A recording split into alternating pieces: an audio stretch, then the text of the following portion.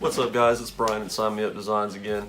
Just want to make a quick video today and give you a little example of how to lay vinyl onto a corrugated sheet that's a little bit bigger than normal.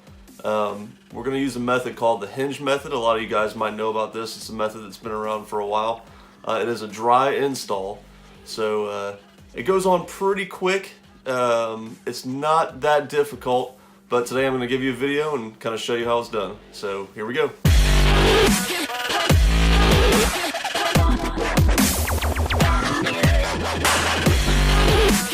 Alright guys, a few things we're going to need for this job. We're going to need our cut vinyl.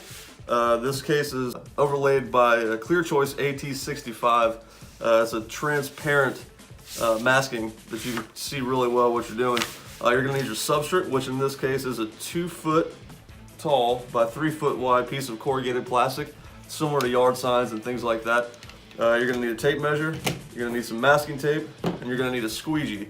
Now this squeegee is cool. It's an Avery Dennison squeegee, but I've actually added this felt strip from a company called Gorilla Strips. They're pretty cheap. You can get about 35 of them for 20 bucks.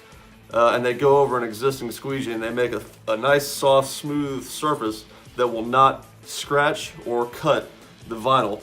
It's really good for like vehicle wraps and things like that, but it really just kind of slides a lot better. So let's get started. One more tool I forgot to mention is you will need a razor knife, some sort of razor knife, some sort of cutting device. This is just a cheap one. I have a really good one that I use when I'm doing installs on vehicles for customers. But this one works just fine. It's just a little snap razor. As you can see, you can snap the little blades off when they get dull. But this one works fine. It's kind of cheap.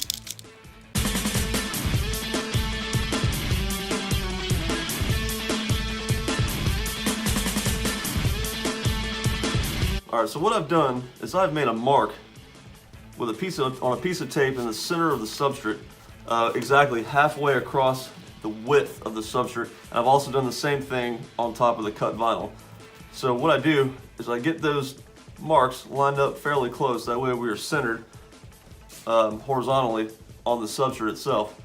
Now what we can do is we can take a measuring tape and a small piece of masking tape for each side. And we can measure from the top of the substrate down. So we want to get it kind of centered vertically as well. So we're going to put the graphic 1.5 inches down from the top of the substrate. So we work with each corner first. We're going to go 1.5 inches down. And then we're going to put our little masking tape right there to kind of hold it in place. And same thing on the other side.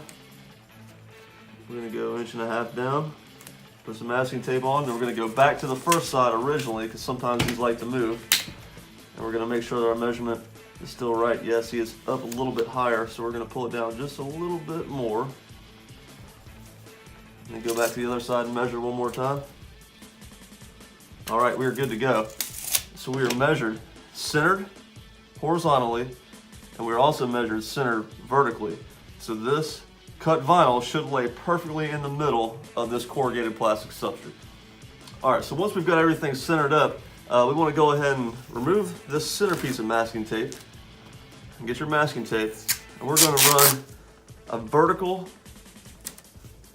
piece of tape all the way across to the other end of the substrate, all the way across. Kind of press it down, make sure it's good. And what this does is it makes kind of a hinge for this substrate. We can remove this other masking tape as well. But now, it kind of creates a hinge where this will not move. So this kind of hinges that way, and this hinges that way. Alright, so here's how we're going to start this.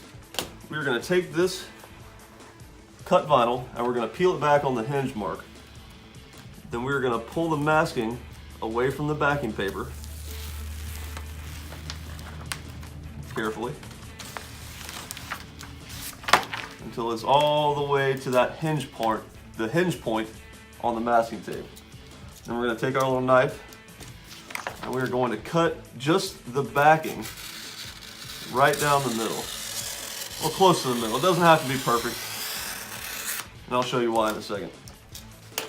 So we're done with that. Now you get your squeegee. You very carefully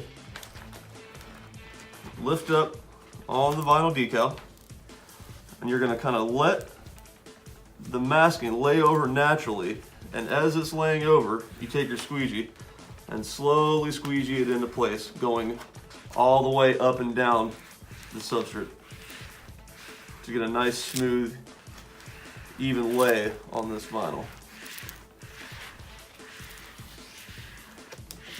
And there you have it. We have 1/2 of this done.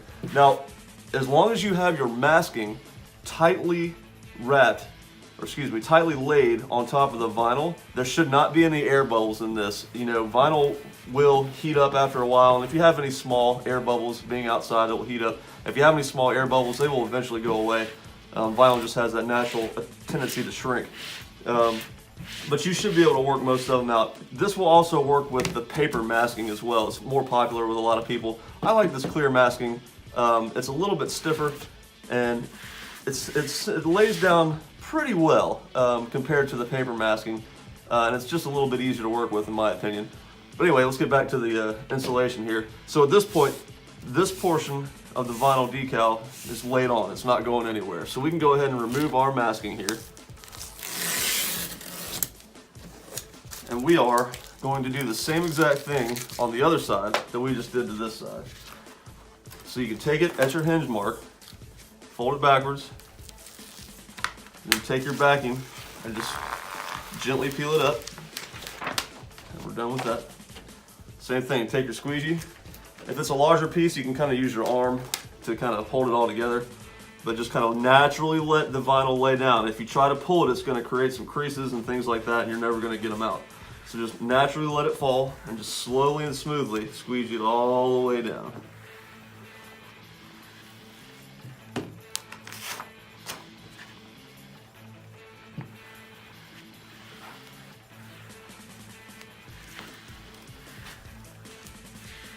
Just like that. Go back over it one more time, make sure everything's laid down nice. Now at this point, once you get it laid down, you can put a little bit more firm pressure rather, and kind of get everything squeegeed out of there. And I don't believe we have any air bubbles in this, so I think we are good to go.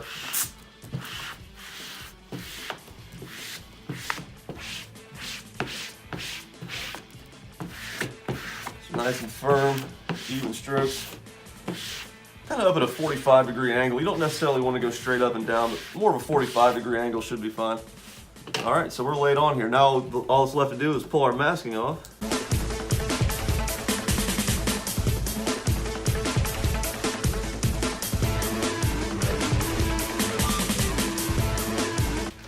And there you have it. Okay guys, here is the finished result. This is a 2 foot tall by 3 foot wide yard sign, and it is all ready to go. So that's going to do it for this video, guys. I hope you learned something. The technique is not that hard. It takes a little bit of getting used to, but once you get it down, it's pretty simple at that point. If you like the video, go ahead and give it a thumbs up. Subscribe to my channel. I'll be trying to post new content monthly.